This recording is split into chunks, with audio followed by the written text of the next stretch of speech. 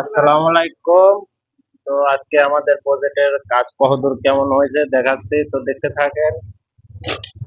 মোটামুটি কাজ 90% শেষের দিকে হয়ে গেছে। তো বর্তমানে আর কিছু বাকি আছে।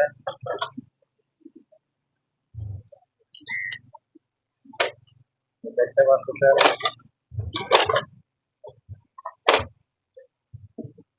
মোটামুটি আশেপাশে সব জায়গায় কামে শেষ হয়ে গেছে, মানে শেষ হয়ে গেছে। তো কিছু অংশ কাম বাকি আছে, তো আপনারা দেখতে থাকেন।